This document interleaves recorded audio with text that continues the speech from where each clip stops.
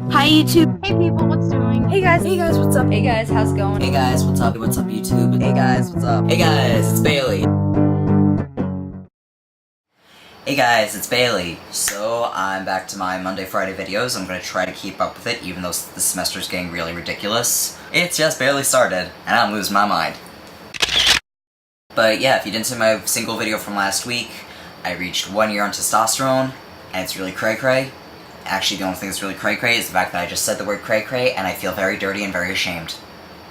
I deserve every second of it. But I figured, for my vlog topic today, I should reference something that I've learned on testosterone, and that is 5 certain things that people really don't talk about when you start testosterone, but really should be talked about. Just a precursor for this thing, this stuff happened to me. It may or may not happen to you, but I'm just saying take it into consideration. Number 1, if you have a sexual partner and that partner has a penis, or maybe use any toy for penetration, there's some form of vaginal penetration involved in your sex life. A warning is that you may get sensitive to the traditional water-based lubes. Okay, getting a little personal here, me and my boyfriend would use like this stuff from CVS. It was usually pretty good, but when I was like, I want to say 4 or 5 months on T, right when my sexual appetite was at its highest, my body started to react to the lube.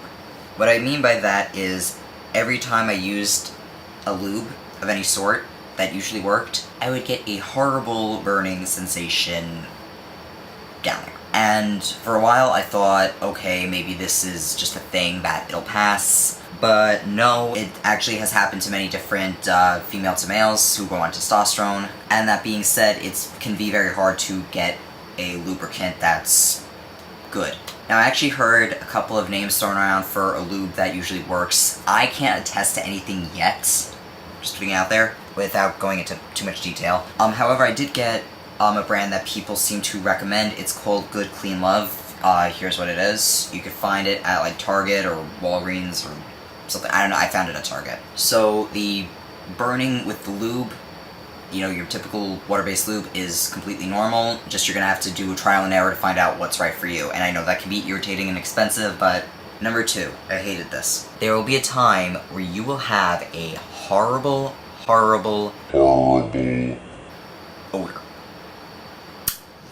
Okay, you may or may not have this, but I'm just gonna say, for all intents and purposes in this video, it's gonna happen. Just pretend like it's gonna. You want to be prepared. So I went through, I want to say a month or 2, maybe a month and a half, something like that, where I was changing my underwear like 3 times a day. I was sometimes jumping in the shower for an extra time, because I had horrible odor that I could smell just from, you know, having all my clothes on, and I got the feeling people around me smelled and they just really didn't want to tell you, hey Bailey, you stink. That being said, there are plenty of over-the-counter stuffs that work to take care of that. For those of you who go to a gynecologist, and I do suggest if you hadn't had the plumbing pulled yet, you still go to a gynecologist. I know it's uncomfortable, but you want to make sure you're healthy. Go to your gynecologist and see what they will recommend in terms of over-the-counter products. Mine, I don't remember what it was called. I'm gonna Google it after I make this and put it right here.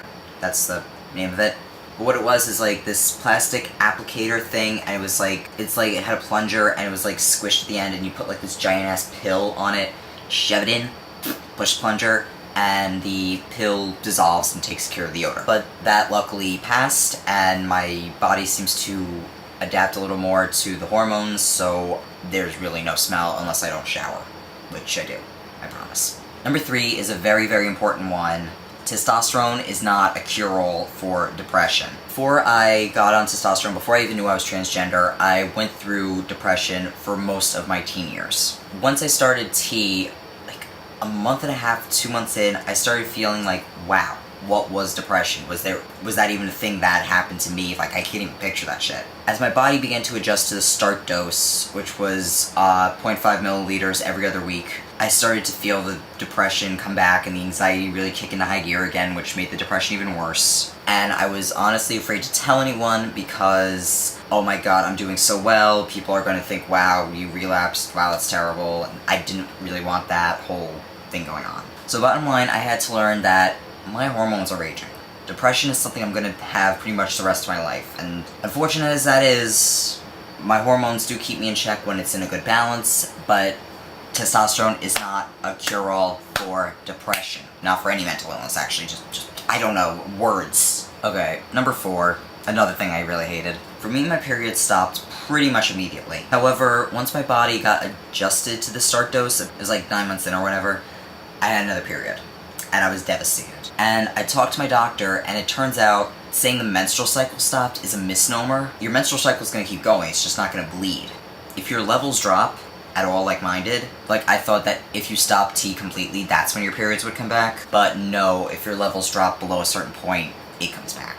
And number 5, one that's a little less on the depressing scale, your feet grow a little bit. Back in March, when I was first playing Dr. Horrible in a Shadowcast, I had these boots, which were basically rain boots from a thrift shop that I covered in white duct tape for a cosplay long ago. I'm not going to show a picture of that cosplay, fuck no, that was terrible. And they were, 7.5 women's, which I had been for years, and I thought they were still going to fit me with this show. So I don't try them on, I go upstate to the con, right before the show, when we're all getting ready, I put them on, and my feet were really being squeezed. By the end of the show, I couldn't feel my toes. What I found out was my feet are now pretty much at a size 8 in women's, and they're definitely a little wider. I mean, your feet are not going to grow to monstrous sizes, let's be real. But they are going to grow at some point. It's like, I wish my height would do that a little bit more, but... So anyway, guys, the point of this video is, shit happens, we don't really talk about certain shit that happens, and we should talk about shit that happens. I think I just said shit like 6 times in that sentence. Well, shit. So basically, I encourage people who are going through transition to be a little more open about some of the nitty-gritty with some of this. I know it's embarrassing, but it's best that we have it out in the open and we don't think, oh, transition's gonna be easy, maybe a little few bumps here and there, and then we hit all this shit, and we have to dig deep on Google to find any answers. So I hope to have a Friday video ready for you guys, and I'll see you soon. Later.